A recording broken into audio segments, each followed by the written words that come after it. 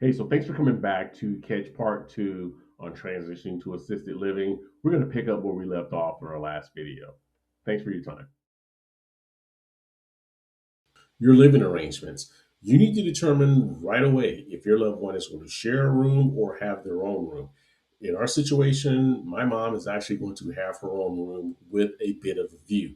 And this is important because keep in mind, in most skilled nursing facilities, they're sharing a room two, three at a time. In home care, they're by themselves, more susceptible to falls, less conversation. So find out because there is a social component to this.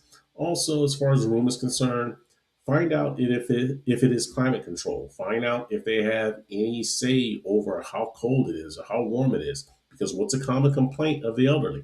It's too cold. Okay. And believe me, you don't want to have roommates fighting about, yeah, I'm drawing from personal experience. You don't want to have roommates who are talking and fighting about, the climate in the room. It's just doesn't go well. Okay. I won't get off into that. Also ask what furniture is provided. Can your loved one provide their own bed? Are they issued a bed? Maybe they need a special bed and you might have to make an arrangement with them if they don't already provide a medical bed for your loved one. Yes, there are situations in assisted living where the individual will have a medical bed. It moves up and down, gives them, a little bit more flexibility to and support when they're trying to get up or even lay down.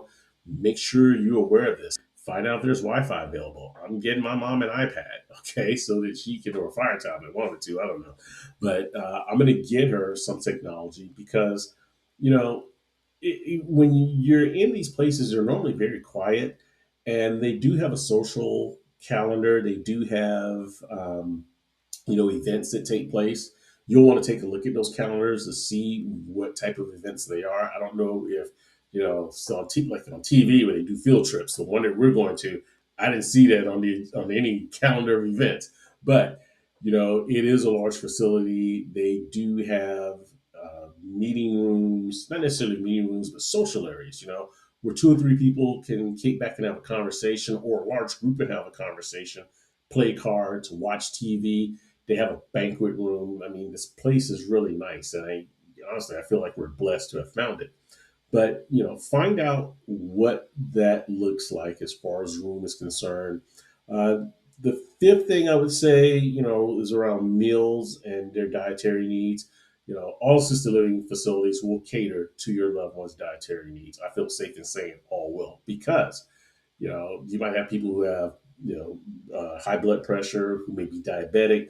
These are some of the things that they are there to get help with. Medical assistance. I should probably mention that earlier, but find out how many times and what times meals are and how they are given an opportunity to get their meals and select their meals.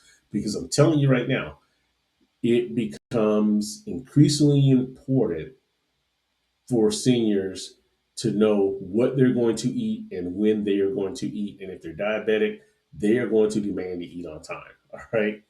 I mentioned earlier the social aspect and activities. Most have calendars, most have some type of religious service. And then here's the other thing, too. When you're there, because you're going to go out and visit the facility before your loved one does, hint, hint, um, find out what the cultural makeup is. Now, I'm not saying that you need to be wary of certain races, certain cultures, but you need to be prepared for what you're going to encounter. For example, not everyone worships the same way. There are Seventh-day Adventists who worship on Saturday, whereas some of us worship on Sunday. So it may be the same thing. And if you're an elderly Baptist woman, missionary Baptist like my mother is, Sunday is your day. So make sure that you take a complete tour of the place, ask questions, ask what you should have asked in case you missed something because we don't know what we don't know, and just feel comfortable in being very candid and forward about what your expectations are. And the reason I say that is because you're going to have to turn around and convey that information to your loved one, and your loved one is going to, have a mental checklist in their head. It may not be complete, but they're going to remember certain aspects about what you said, and they're going to have an expectation when they go and they view the place for themselves. So just keep that in mind. All right, next up, we're going to dive into the admissions process, but I'm going to talk to you about preparing for the move. And I want you to just be patient, okay? I've had a tough time with this. If you saw my last video around caregiver burnout, I didn't even realize that the warning signs were flashing right in front of me. So take good care, be good to yourself, be good to your loved one. This process isn't easy, but I've told you before, oftentimes we find ourselves in situations where we're not comfortable. There are a lot of unknowns. So get comfortable being uncomfortable. This is the next step in that. Keep lifting as you climb. I'll see you for the next video soon.